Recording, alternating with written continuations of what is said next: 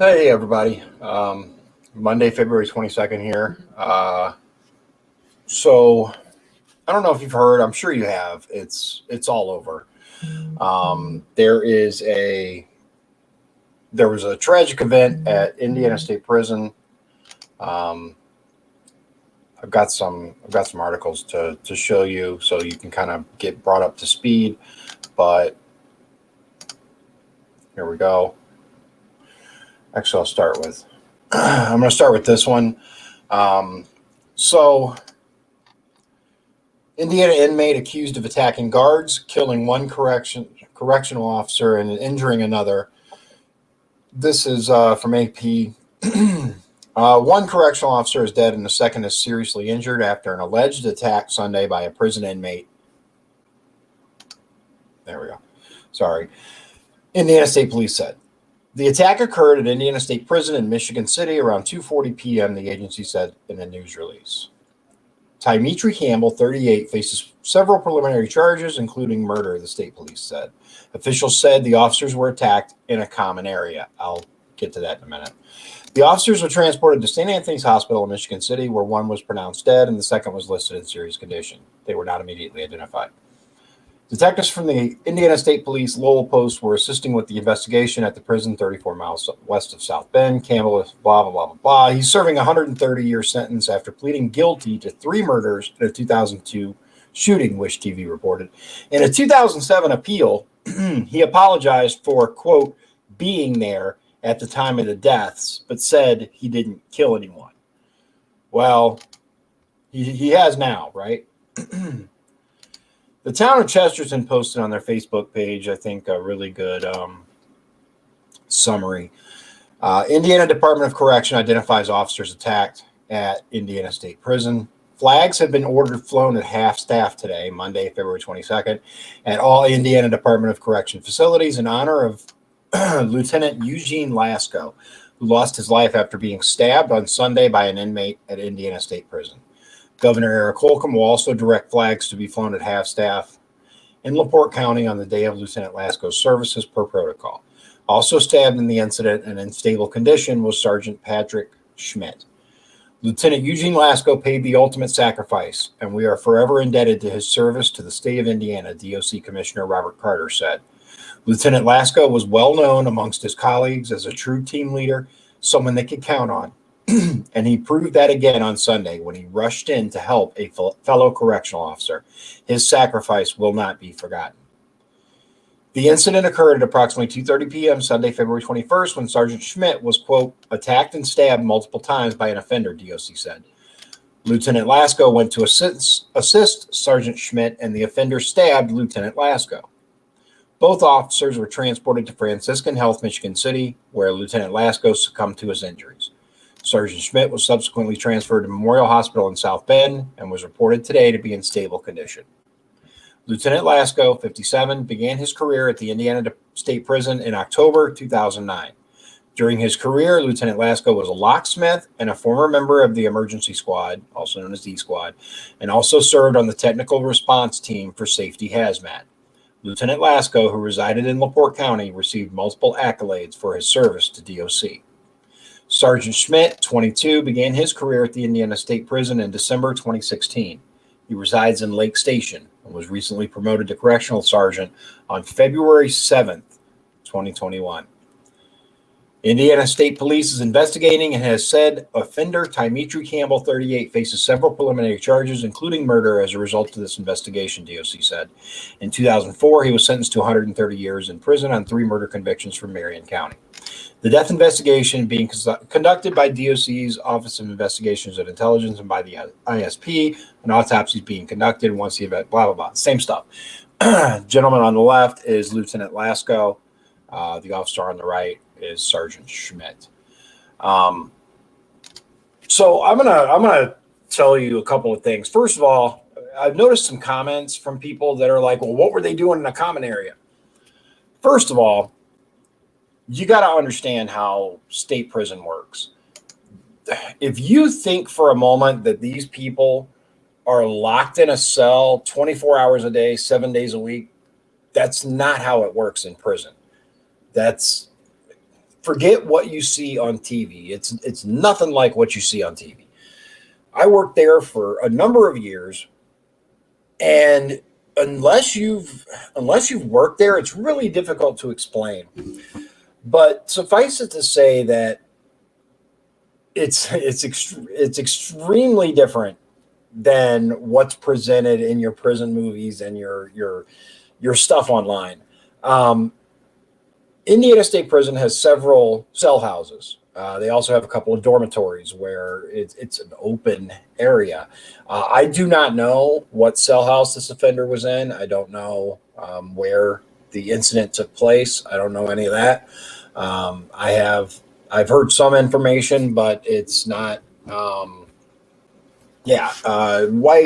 Chow Lines had hundreds of inmates. You have to understand that at any given time, you are overwhelmed, not just outnumbered, overwhelmed. For example, let's take C Cell House. Hundreds of people, 300, 400 people, 2 officers, maybe 4 at fully staffed. So 100 to 1. When you work in the Chow Lines, you have a couple officers in the actual prisoner's dining room, and you have inmates from multiple cell houses at times in there feeding. It could have happened anywhere. I will say that Lieutenant Lasco is, I never worked with him, but I've talked to him. I've worked around him. I remember him from my time. I didn't know him well or anything like that, but that article, I think, is absolutely correct. He was well known as a true team member, someone they could count on, and he proved that again. The officer, the sergeant, was attacked, and the lieutenant rushed to his rescue. Unfortunately, this caused him to lose his life. There's no good way to describe a prison if you don't understand it. But I'll tell you this: police officers work around people, and their jobs are very dangerous. Don't get me wrong.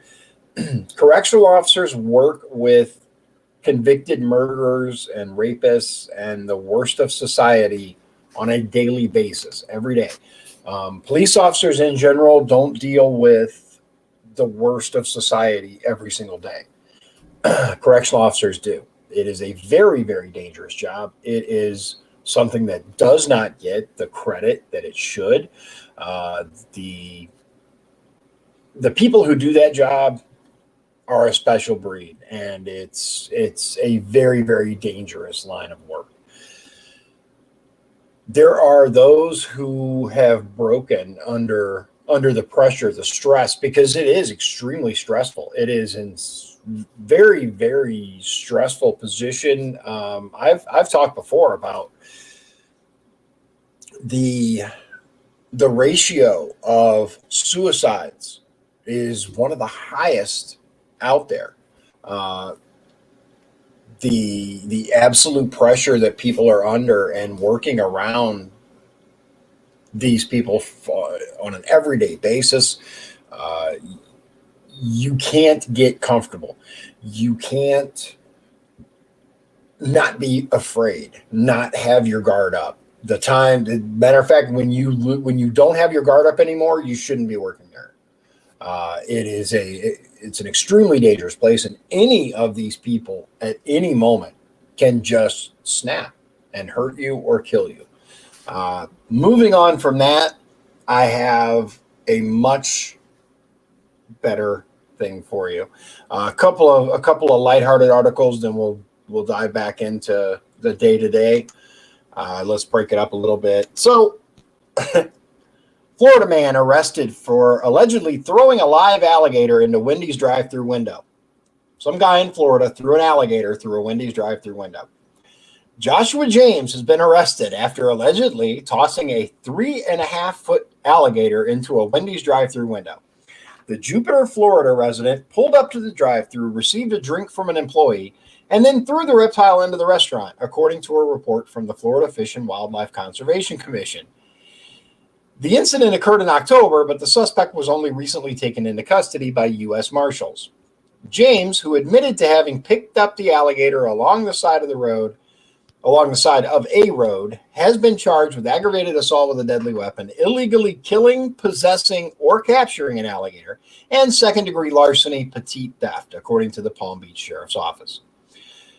Quote, "It was just a stupid prank that he did that's now turning into this. It's stupid," his mother told WPTV. "He's a prankster. He does stuff like this because he thinks it's funny." During a court appearance on Tuesday, a judge ordered James, to get this, to stay out of all Wendy's restaurants, to limit his contact with animals to his mother's dog, to undergo a mental health evaluation, and to avoid possessing any weapons. So this guy can't have any weapons. The only animal he can have contact with is his mom's dog. He's got to have a mental health evaluation, and he can never ever go to Wendy's again. What do you think? Do you think that's an appropriate punishment?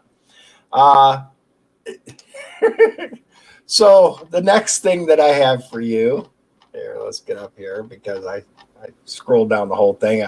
You may have seen this around. Coca-Cola tells employees to try to be less white. Yeah. To be less white is to be less oppressive, be less arrogant, be less certain, be less defensive, ignorant, humble. Be less white is to listen, break with apathy and break with white solidarity.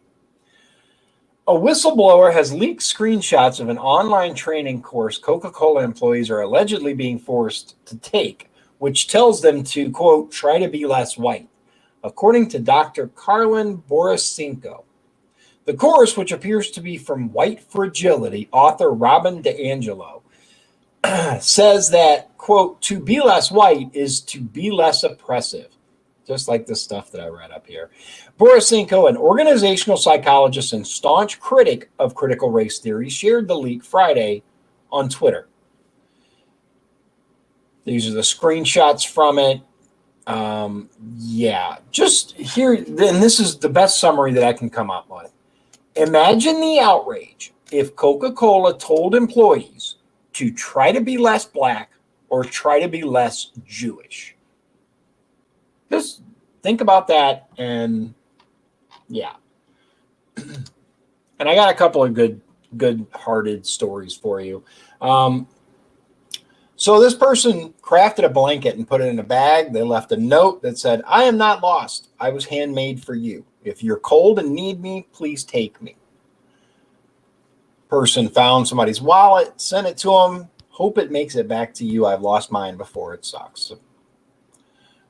This is actually really cool. It's a New York pizza place called Mickey's. No money, no problem. Free slices if you need. One register open. Look at the line. This lady couldn't get her WIC card to work, and I kid you not, every single person in line behind her tried to pay the bill. Dude in front of me won and pulled out an extra $100 to give her. In case you needed to know, a lot of people are actually all right. That's so wholesome. It really is. There are some really amazing stories. I'm not gonna go through them all. I'm gonna save some for next time because there are a lot. We'd be here for quite a while. I'll get into a little more of we're directly working at ISP, and then we'll wrap up with a couple more heartwarming stories. So one of the things that people don't really understand about, especially a maximum security prison and Indiana State Prison in particular, is yes, you have all these cells, right? All these cells where people are locked up, but they're not there all the time. Many of these people actually work, whether it's at the license plate factory, as mechanics, as range tenders, stuff like that. Most of the people there actually have a job uh, one way, shape, or form. The other thing is, in order for, unless the prison is on lockdown, which I guarantee you it is now after this, but unless the prison is on lockdown, which if it's on lockdown for too long, the offenders start getting extremely restless and problems just consistently start. But unless it's on lockdown, you have movement, right? You have these people that go to classes, they go to church, they go to a variety of different things. Yeah. Liz says the prison is a city. Inmates are on the move hourly and at meals. All license plates for our cars are made there. Yeah. So every single license plate in the state of Indiana is made at the Digital License Plate, DLP factory, which is actually in Indiana State Prison. A lot of people aren't aware of this, but Indiana State Prison actually produces its own power. It's got its own generator, its own power plant. If for some reason the power grid went down, ISP would be fine. Something to keep in mind in post-apocalyptic America. But you'll have to get in line because there are plenty of people who are going to make a break for that place. But there's no such thing, and like I said, and even on lockdowns, even when there's a complete and total lockdown, there are still a handful of offenders that are let out, whether it's for an appointment with this person, whether it's for a class, whether it's for certain other things. There's so many that it's hard to actually break it down. Even on lockdowns, there are certain areas that are still functional, that still allow movement. Sometimes you have to bring the offender from here to medical because you can't just not take care of the medical needs of these people. That's a lawsuit. So there are people that are in transit back and forth to medical every hour. During a normal day, inmates are moving from this place to this place. They're going either to the chow hall for breakfast, lunch, and dinner 3 times a day. They're going to go to their college courses. They're going to go to their counselor or the doctor, or there's a massive amount of movement. There are thousands of inmates at Indiana State Prison. And so movement is inevitable. You're going to have these people that go to different places at different times. So a lot of times you'll have civilians, regular people who don't know anything about how it works, and they'll ask, well, why wasn't this inmate locked up in the first place? They are locked up. They are. That's the prison. The prison itself, the exterior is secured. But inside, there are people moving around. There are things going on. There's consistent movement. It isn't a place for the faint-hearted. It isn't a place where you go and you can just be happy-go-lucky, which is a whole other thing. Apparently, with the phones and all of that, I've talked about this before, but apparently they're allowing officers to have limited phone use now because they can't get enough people off their phones. It's unreal. Back when I worked there, one of the things that I actually liked about working at Indiana State Prison was the fact that when you went to work, you were there. That was it. There was no communication. Emergencies aside, there weren't any communications from the home or your buddy calling you or your spouse saying bring home milk. None of that stuff. You didn't get phone calls. Liz, my wife, actually worked control, right? Now, control it's also known as key control, and it's kind of the central hub of the prison. They are in charge of the radio. They are in charge of the keys that are assigned. Now it's all digital. I don't know, but at the time you had to check keys out and check them back in before you left, and that whole other there are some good stories there, but essentially, control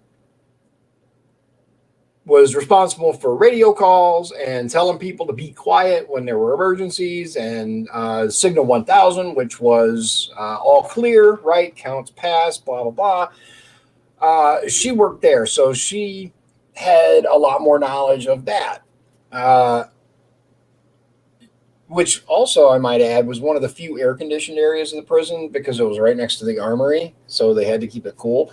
So during the really hot days when I was sweating in a cell house, she was nice and comfy and control, putting her sweater on, talking about it's cold in here. Yeah, there were some people that were not too thrilled with her, but she controlled the phone access, right? When she worked in control. So if you needed to get a line out, if you wanted, let's say you wanted to order a pizza, right? Now at a normal job, you could just pick up the phone, order a pizza, and pick it up outside. ISP doesn't work that way. You would have to call control, and you'd be like, "Hey, outside line. Well, what do you want? I'm going to order a pizza. Can you order a pizza for me? Yeah, if you give me some, right? You gotta play it the right way." And she scored pizza that way. Yeah. But one of the best things about working there for me was the fact that you couldn't be bothered. There were no bill collectors that could get in touch with you there. There were no annoyances that would happen. You were covered. So I don't really get the fascination with wanting to be connected while you're at that job. That just like you should leave that job there when you go home, you should leave home when you go to that job. Leave everything there and concentrate on the job while you're there. It's not a place that you want to be distracted. It's not a place where you want to have people bothering you and taking your focus away from what you need to be doing, which is paying very close attention to these people. And that's another thing that people need to understand, if you don't already. This isn't county jail where most of the people are only accused of a crime. This is state prison, maximum security. Every single person in that facility has been convicted, usually of a heinous crime, long sentences. You don't get sent to Indiana State Prison when you only have a year or two. You get sent to Indiana State Prison when you have a long stretch that you have to do. It's not something that most people understand. There is a semi-related couple of things that I want to show you. So let me bring this up here. This one, unrelated, but I feel that you should know. DailyMail.com. Democratic representatives write to cable companies, including AT&T and Comcast, and streamers Amazon and Hulu, demanding they drop Fox News, OAN, and Newsmax over, quote, misinformation. Energy and Commerce Committee members Anna Eshoo and Jerry McNeary are demanding TV providers drop Fox News, One American News, and Newsmax. The California representatives, big shock, right? California, claim the right-wing media networks served as misinformation rumor mills and conspiracy theory hotbeds. The letter asking if they plan to continue airing these three networks was sent to a dozen different cable, satellite, and streaming companies on Monday. Recipients of the letter include Google parent company Alphabet, AT&T, Verizon, Roku, Hulu, Amazon, Apple, Comcast, Charter Communications, Dish, and Altice. Yes. Yeah, that's exactly right. Yes, you are absolutely right, Matt. And we've seen it before, the cancel culture coming for you. We cannot possibly allow you to have an alternative view other than the one we tell you to have. Get out of here with that. The other thing that I want to show you is, and this is very, very disturbing, to say the least. Here we go. So, whistleblowers. Software bug keeping hundreds of inmates in Arizona prisons beyond release dates. According to Arizona Department of Corrections whistleblowers, hundreds of incarcerated people who should be eligible for release are being held in prison because the inmate management software cannot interpret current sentencing laws. KJZZ is not naming the whistleblowers because they fear retaliation. The employees said they have been raising the issue internally for more than a year, but prison administrators have not acted to fix the software bug. The sources said Chief Information Officer Holly Green and Deputy Director Joe Proferi have been aware of the problem since 2019. The Arizona Department of Corrections confirmed there is a problem with the software. As of 2019, the department had spent more than $24 million contracting with IT company Business and Decision North America to build and maintain the software program known as ACIS that is used to manage the inmate population in state prisons. One of the software modules within ACIS, designed to calculate release dates for inmates, is presently unable to account for an amendment to state law that was passed in 2019. $24 million for this crappy freaking program that can't even do what it was supposed to do.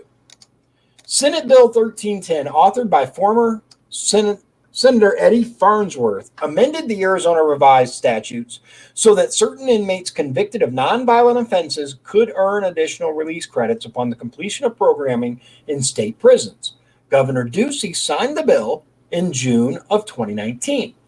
But department sources say the ACIS software is not still able to identify inmates who qualify for SB 1310 programming, nor can it calculate their new release dates upon completion of the programming. Quote, "We knew from day one this wasn't going to work," a department source said. When they approved that bill, we looked at it and said, OS.